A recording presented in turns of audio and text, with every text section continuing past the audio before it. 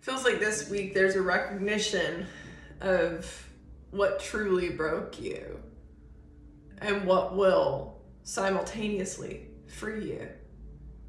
And I think it's the recognition that that thing you have held more love for, maybe at points in time, maybe not the whole time, but nonetheless, you have held more love for that thing that broke you than you have yourself.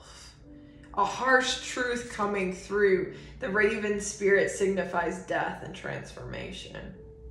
The red signifying the root, the home, the I am, the security, the stability. The thing that was once safety to you is indeed, in fact, the exact thing that has broken you. And there's a recognition around power of this, but it simultaneously the way that power claws at you, because accessing it means letting go of the emotional tie to it, the love. Making peace with the fact that the love can no longer support you and rather destroys you. This is a hard cutting and drawing of a line, cutting of a cord and drawing of a line in your reality that will allow you to manifest your dreams here. But the juxtaposition between this love and dreaminess is in this power and this death is the juxtaposition between, Mars going direct in Cancer and Venus about to go retrograde in Aries. This feminine fight, this emotional devastation from the masculine and a harsh awakening the masculine, juxtaposed against this Pisces new moon around wonder and I called it in my energetic forecast post for this week, a childlike whimsical perversion. There's something about the child's mind, the way it relies on the mother and father that denies any wrongdoing. Not always, right? Because we see it in children who defy their parents and run. But often even then, still somehow holding some invalid loyalty. Even the narcissist who runs disclaims the family, holding some kind of invalid sense of loyalty and love towards the parents, even though they take more than they give emotionally.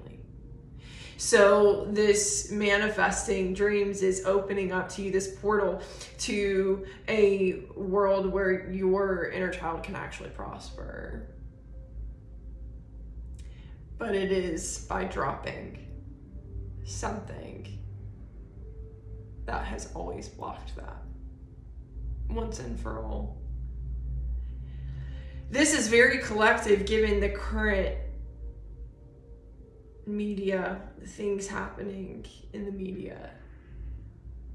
The harsh reality, especially to privileged white folks, no shame, but I guess a little shame. The harsh reality that it is what it is. We've watched the devastation of wars that we've taken to other countries. We've watched the devastation of our own citizens that are other races, other classes, at the hands of our law. But when it takes our own women, now we're appalled. Now we're angry. But not before. Wasn't enough until it was our own white women.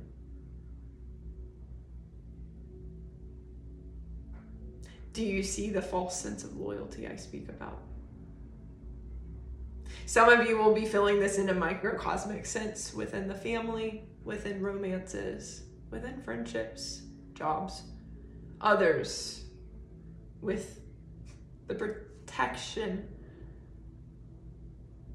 of a government that never did.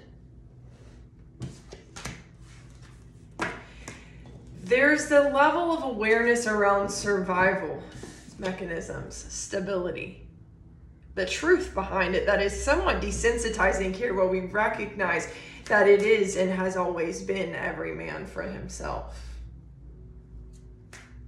We just didn't see the extent of it.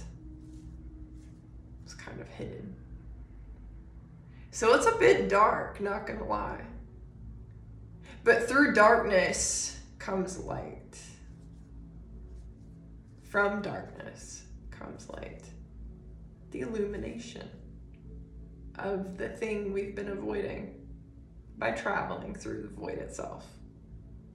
By no longer avoiding the void. So it feels like there's some awakenings. It feels like there's some very dark realizations about the world and how it operates. For some, for others, a deepening of that awareness. And for some, the development of the actual laws that govern it, the universal laws, and the ways in which we can use them to work in our favor, despite all of the madness. That's where the true power lies. But it does feel like the challenge here is, can you let go in order to properly gain and or use this wisdom? Let's see. That being said, we're going to get into the collective reading outside of that. If you are interested, check out my weekly energetic forecast blog. Link is in my bio.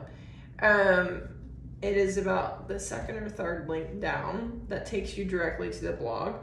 I post every Monday, and this one was quite lyrical, poetic, which is very Piscean in itself.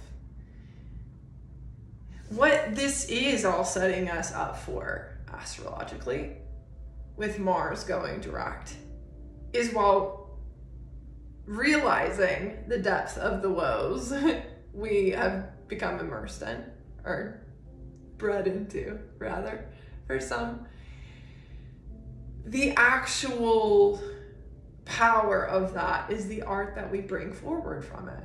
Can we make art with it? Or are we forced to be suffocated by it? Play the prisoner and the victim of it. See, it's all in the way you look at it. It's your choice whether or not you get lost in the woes of the world, or rather choose to mold it into your own world. That's how that's the juxtaposition around the astrology this week, and that's how we're being challenged to see the places where we actually do have power, to see the places where we actually do have the ability to shift things simply by using our own energy. Aquarius moon happening Tuesday and Wednesday, bringing us that awareness and bringing us new innovations and creative ideas to start experimenting with, and setting us up for this next 20 years with Pluto in Aquarius.